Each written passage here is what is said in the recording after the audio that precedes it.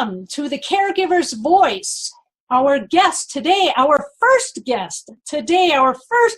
caregiving guest today is Ron Beleno, who is a former family caregiver to his late father with dementia of the Alzheimer's type. And I look seriously because he just passed just a month ago. And Ron and his mom have been caring for his late father for the past 10 years. Not only as a former caregiver, but Ron has been leading with innovations in making care possible for loved ones to live well with dementia. Welcome, Ron Beleno from Toronto, Ontario, Canada. Thanks, Brenda. I'm quite excited to be the first here, so I'm appreciative of that. And thank you for being a tech whiz and an expert at Zoom, so you can also help me because, relatively speaking, I'm a neophyte. So, and I also want to thank Phyllis Fair from Hamilton, Ontario, Canada. Hamilton is a town just across from the Niagara Falls, for introducing us and making this interview possible. So thank you, Phyllis Fair, who lives with dementia. Thanks, Phyllis. And Ron, in our initial emails, you wrote that about your father recently passing away, and that it brought peace to you because the caregiving journey, not only for you, but also you became a caregiver for your mom, who was caring for your dad. So you really dealt with two layers of care, not only direct care for your father, but also for your mom. And I'd like to start with your caregiving experience for your dad, who was living with Alzheimer's. And I'm just going to throw this out to give you time to share. What were some of your struggles and or challenges? And then what were some of the joys? Mm-hmm. Well, Brenda, my dad, and his name was Reynaldo, okay, a Filipino family, a Catholic family, very peaceful gentleman, very soft-spoken. They immigrated to Canada many years ago, but my dad, 10 years ago, and even when I say 10 years since his diagnosis, dementia was already happening before, the challenges were before, so that could be add an extra year to 3 years, depending, when that started. But before the 10 years, the initial challenges had to do with my dad being accusatory of people stealing things. Okay, so those were the little signals. Like, okay, so we went through all the. If you check the list up for Alzheimer's and again, it's different for every family. Okay, every individual, but for us, it kind of started off with him saying, "Well, where's my money? I gave you some money. Where is it?" Okay, back then I didn't know anything about Alzheimer's. Okay, and I was quite ignorant to what the challenges, the symptoms were. So I didn't connect it. So that was where it started. Okay. Ron, how old was he then? He passed away at 78 years old. So he was 66 to 68. Those 2 years before being diagnosed. Right. Okay, was where we had the initial challenges. Of what the heck's going on with dad, so you'll hear more later, but I am an only child, so my mom would always be calling me saying he's getting upset with thinking that I took some money and I don't know what he's talking about. So that's how it started. So that's one of the challenges. Eventually he got diagnosed. We had to involve the police at that point. Nothing violent, no physical violence threats, but we had to kind of, there was a verbal, a threat, but he was already not thinking well at that point. So before he was diagnosed, you had the police help you to maybe contain his verbal aggression. Yeah, and get him to the hospital. Okay, we were having challenges for a year and a half to connect him with a doctor or him. So that's another discussion, and I'm sure that's different from state to state, province to province, what the rules are. So. But bottom line is him getting to the hospital, got him to the hospital. He was there for 2 weeks. And I'm going to say, When you the say doctor at that 2 weeks, time. was that Oh, for an assessment, or was there something else going on for him? both. Both. He was placed in the psychiatric ward. He also had diabetes. So Oh, when he went in, his medication was all out of whack. I didn't realize he might have not been taking medication, or he might have been taking too much. wow. So I could tell people his sugar levels were at 28, right, when he went in. So that, was the priority. During those 2 weeks, And normal sugar levels for people who are not familiar with oh, diabetes? yeah, normal sugar levels for my dad would be between the 5 to 10, considering high. But I'm not the best Yeah, doctor here, okay. but I think it's he wanted like four and under, something like that. But 28 is way off the charts. Okay, so with that, they had to handle that. But he was in a psychiatric ward. I've chatted with other people who, that initial time they were getting diagnosed and all that. The doctor, this is what I always share with people, is that, and I've proven that doctor wrong. Our family has. He was taking his notes, and then just randomly he looks over to me and says, "Oh, by the way, I give your dad 2 to 3 years," okay, without preparing me. Okay, Oh, I've no. heard of stories like that before, and Yeah. it's like saying 2 to 3 years of what? So eventually, his point was, be prepared, and I said, "Oh, okay." So yeah, that kind of threw me off. I wasn't really happy how his Yeah. bedside manner was. Okay, and how do you define that with someone with dementia? Like I kept Yes. asking. He says, "Oh, just based on my experience." And I said, "What do you mean based on?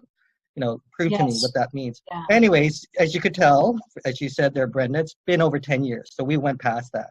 Okay, and throughout that, some of the other challenges, we got control of him with his aggression. Okay, there were pockets, okay, here and there, but Yes.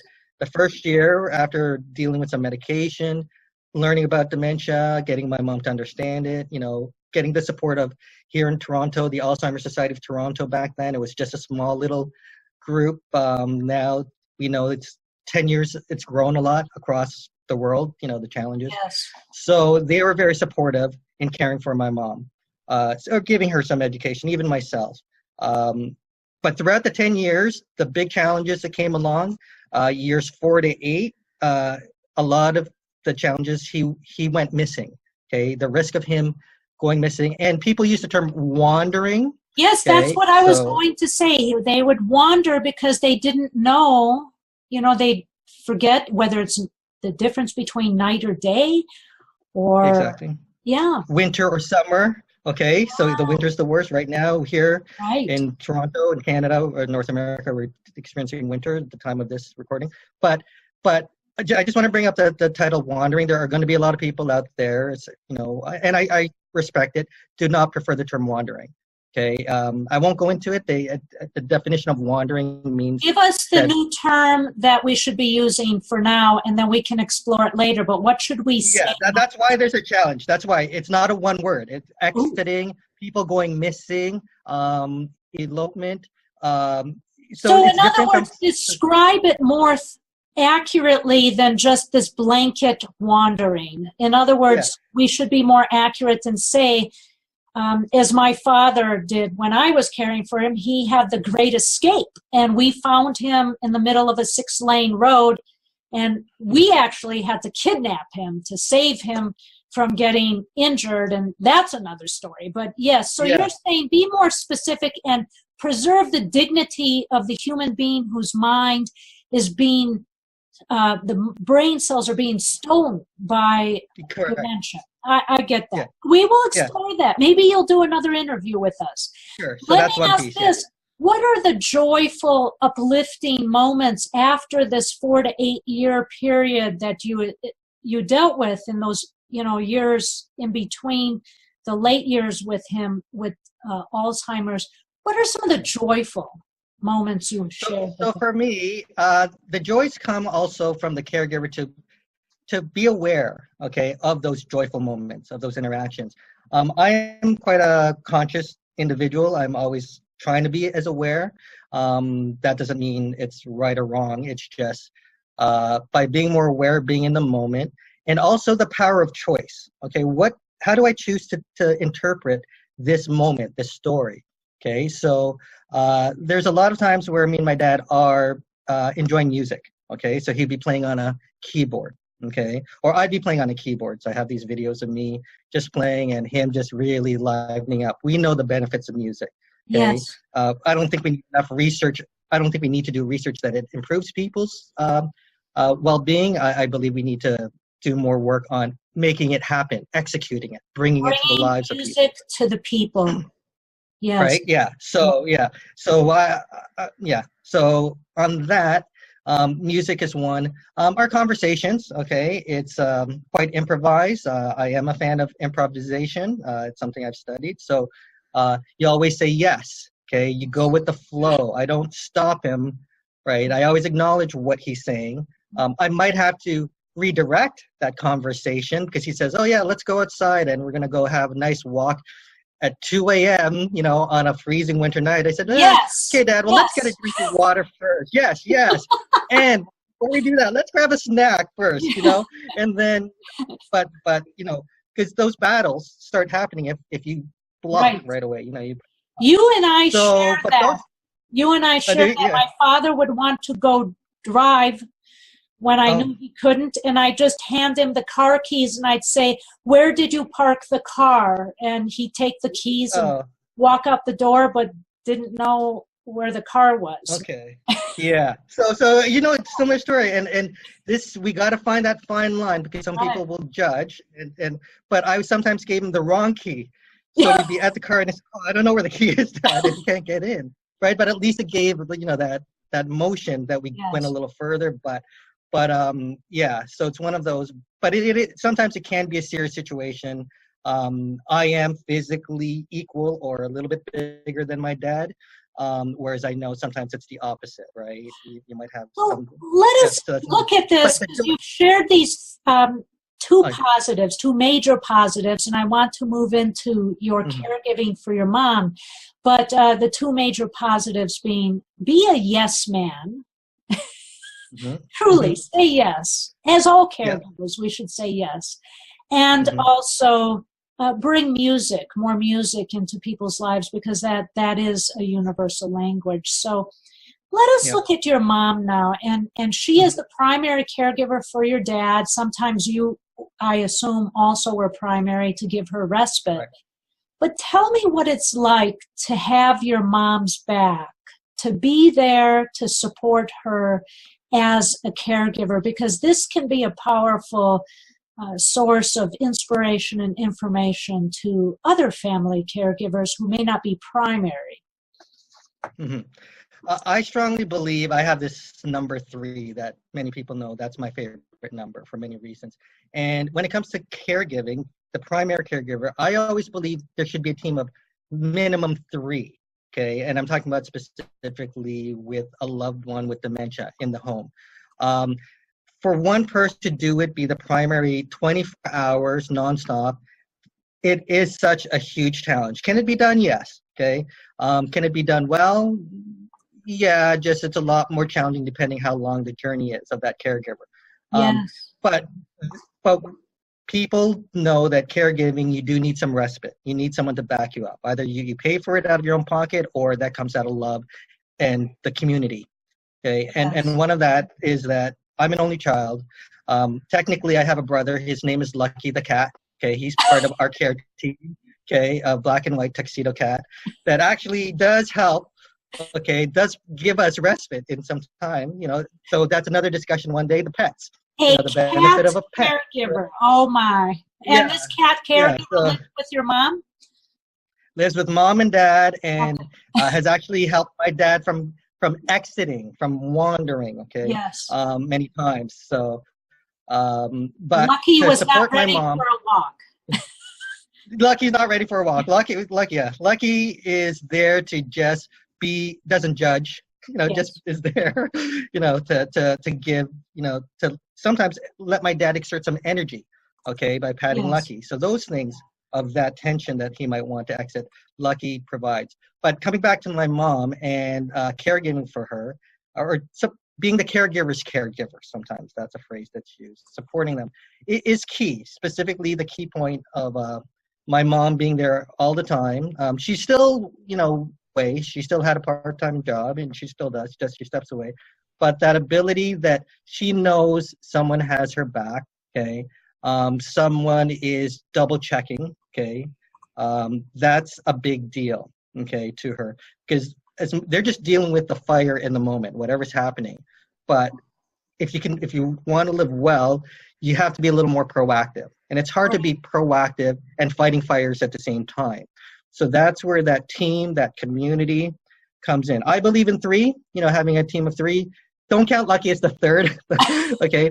But we did have here in Canada a personal support worker, whatever language or term that's used across other parts of the world. That's someone that came in. That was, in Canada, we have a pretty decent healthcare system. Always can be improved, but so she was one that came in and provided some hours of respite for me and my mom. So your mom, but I always believe if a yes, so the three, a group of three, which the statistics are that every person with dementia is being cared for by 2.4 people, so you're almost close to that. Yes, yeah, I'd like to meet that 0.4 person. But, yeah, and here's the other thing. Sometimes when I chat with caregivers, that sometimes you have to break a tie, okay, because there is a battle sometimes between the two caregivers, right? Yes. You see that a lot with siblings, or the kids, where one wants it this way, one wants the other way. They're all trying for the best, but they're better, you kind of have to have a vote. And I like that you have that third who would be the vote breaker. So let me ask you this. You're an only child. Your dad was diagnosed with dementia 10 years ago and probably had it longer than that. What about you, your life, your personal life? Are you married? Do you have children? Were you working full-time out, for somebody else, or have you always been an entrepreneur? Just give us a quick rundown on Ron Beleno. Sure. Very briefly, background, studies, computer science, business. It's not your typical journey. I eventually, for 12 years, started a nonprofit youth community center in Toronto on employment, entrepreneurship, and education. Okay, so that was for 12 years, so I understand the community well. Supported by federal and provincial governments, very young age.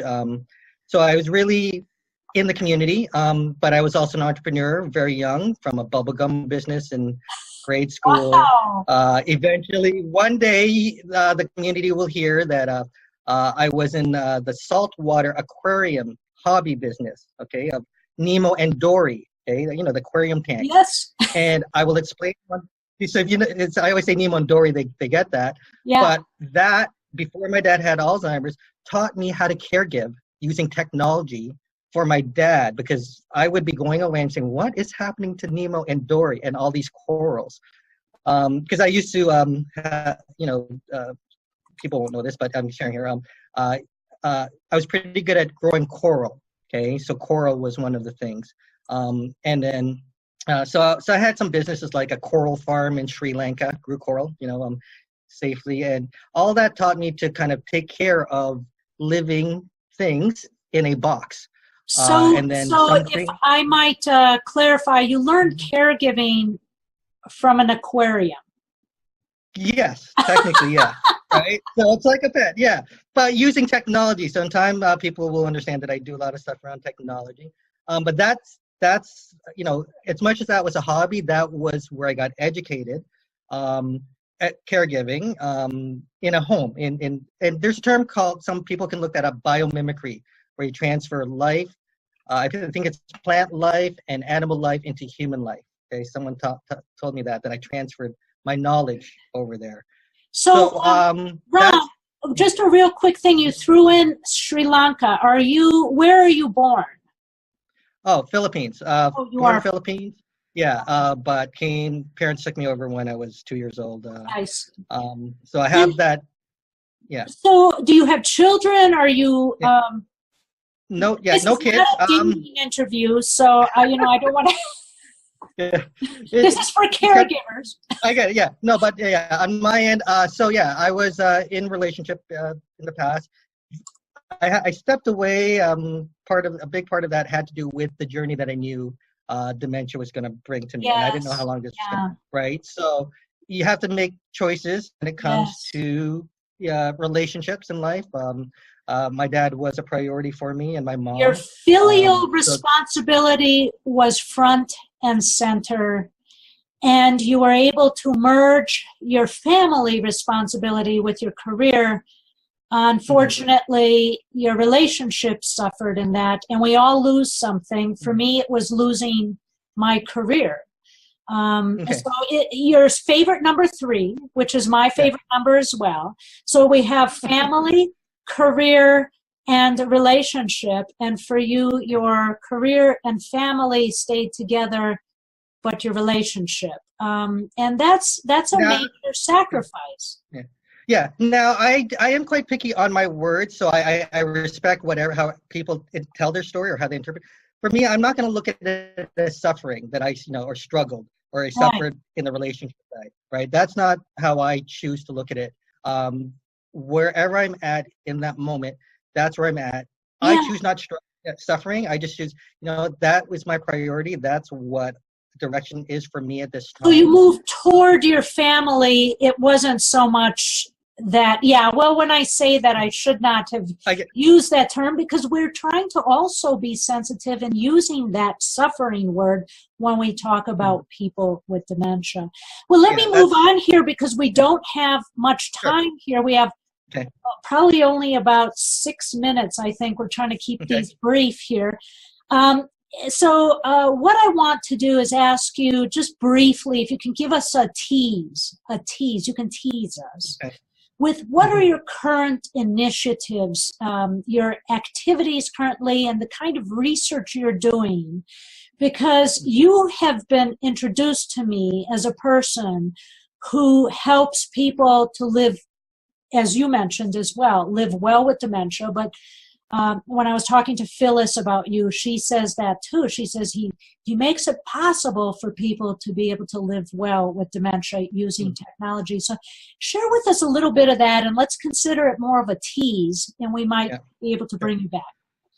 So one area that I do a lot of work with is people that go missing or those that wander. So technology is one piece, and that's what I was introduced to in the community as my knowledge around that. But it's not just high tech. There's low tech, for people that go missing. The community. I'm building the community piece. Okay, the neighbors, the people in the stores and the restaurants that can support me with my dad, and and here in Canada, I'm working on with a team out of Alberta, an alert system when people go missing. So that's one project that I'm with. A big group organization, 2 of them in Canada that I'm quite involved with is Age Well NCE. So Age Well, National Center of Excellence. Okay, people can look that up, or we might have a link there. Yes. Which is across Canada that focuses on older adults, caregivers, aging, and technology. Okay, so that's what they're focusing on. I'm the co-chair for the Older Adults and Caregiver Advisor Group. As you can tell how I look, I don't represent the older adult community. Okay, No, you don't. okay, But so although there is that stereotype of Filipinos looking young, though. So, yes, I know we look young. Yeah, and I did I ask get you it. your age. Would you like to share with our Yeah, audience? yeah. Well, I'm born 73, so people did the math. So 73 again. On the 3rd of March, March 3.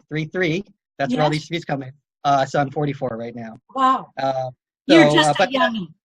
thank you. Now here's the other thing. I am on the another group is so with AgeWell. When people look that up, you'll see a great research happening in Canada and across the world. Okay, around older adults, caregiving, technology, that stuff. Another group is with a group called Center of Aging and Brain Health Innovation out of Baycrest. Okay, Cabby. Again, this is in Toronto. I'm on the seniors advisory panel. So uh, yes, I'm the baby in the group, but that's another group I'm with, focusing on innovation and technology around aging and healthcare. So you're using the community and also some basic level technology to help people live well with dementia. Let me ask you, what are maybe 2 initiatives you can share quickly, specific things that people can kind of grasp? Okay, so one of the things is digital storytelling is what I'm part of. One of the research pieces is how do you tell the story?